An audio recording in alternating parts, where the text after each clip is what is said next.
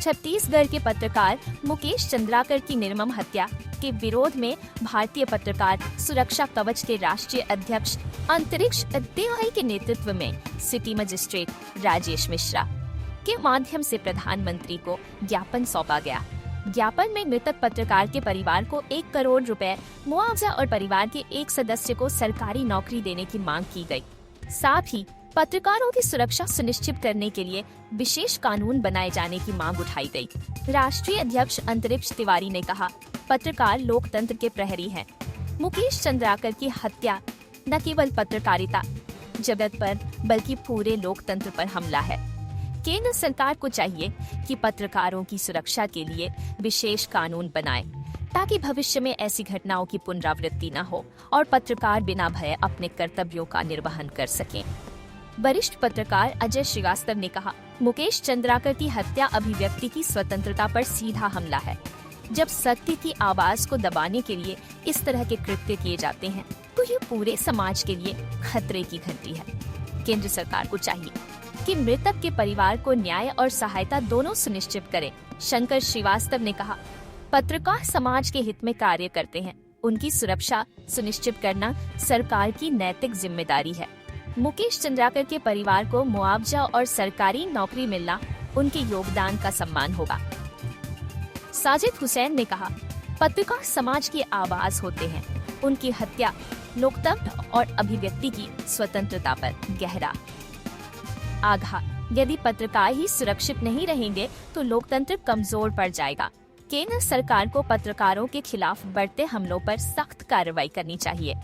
इस दौरान वरिष्ठ पत्रकार दशरथ यादव, अनूप श्रीवास्तव, अमित श्रीवास्तव सहित कई पत्रकार उपस्थित रहे।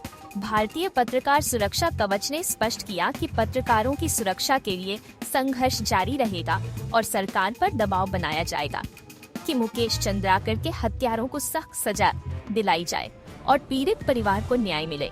से आप देख रहे हैं कि इस समय पूरे देश भर में जो ईमानदार पत्रकार हैं वो जैसे ही सामाजिक और देश हित के मुद्दों को उठाते हैं या भ्रष्टाचार को उजागर करते हैं, या तो कहीं उनके ऊपर कुछ भ्रष्ट नेताओं द्वारा या कुछ माफियाओं के द्वारा या जो पूंजीपति भ्रष्ट है उनके द्वारा उन्हें या तो किसी मुकदमे में फंसा दिया जाता है, जेल भेज दिया जाता है, या तो फिर अगर उससे भी वो हार नहीं मानते हैं, वो पत्रकार तब भी लिखते रहते हैं, तो कहीं उन्हें दुर्घटना के तहत मरवा दिया जाता है, या तो जैसे अभी छत्तीसगढ़ में देखा गया कि एक सेफ्टी टैंक के अंदर एक वरिष्ठ पत्रकार की लाश मिली। जो मुकेश पत्रकार थे उनकी हत्या हो गई क्योंकि उन्होंने करोड़ों का घोटाला जो है खोला था। तो आज अयोध्या के जितने भी पत्रकार साथी हैं वो बहुत ही आक्रोशित हैं और दुखित भी हैं कि जो लोकतंत्र का चौथा स्तंभ जिसको प्रधानमंत्री ने कहा था, और आज उसकी भी रक्षा और सुरक्षा बड़े ही संदेह में है। वो घर से निकलता है, कहाँ क्या हो जाएगा उसके साथ उस पत्रकार को पता नहीं रहता अगर ईमानदारी से वो काम कर रहा है। लेकिन जनता जो है, लोगों को सबको यही लगता है कि मीडिया वाले सच दिखाते नहीं, लेकिन जो सच दिखाता है उसका क्या हश्र होता है आप लोग देख सकते हैं।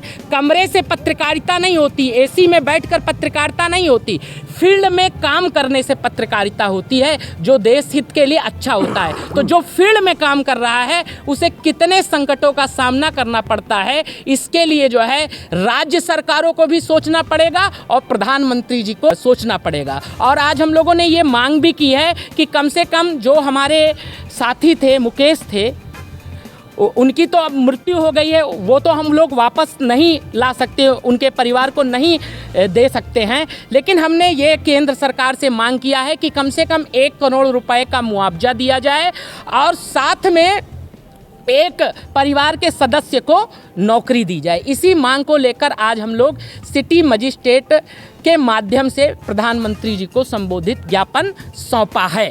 जी, हम भारतीय पत्रकार सुरक्षा कवच के राष्ट्रीय अध्यक्ष अंतरिक्ष तिवारी और अयोध्या के समस्त पत्रकार साथी हमारे साथ आज मौजूद रहे। जैसे हमारे बड़े भैया अजय भैया हैं और साथ में साजिद भैया हैं, रवि भैया हैं, अमित भैया हैं और अनूप भैया हैं, ऐसे तमाम साथीगण सब में जो है एक आक्रोश दिख रहा है, एक दुख भी दिख रहा है कि किस प्रकार से दर्दनाक घटनाएं पूरे भारत में पत्रकारों के साथ बढ़ती चली जा रही है, उस पर चिंतन करना होगा।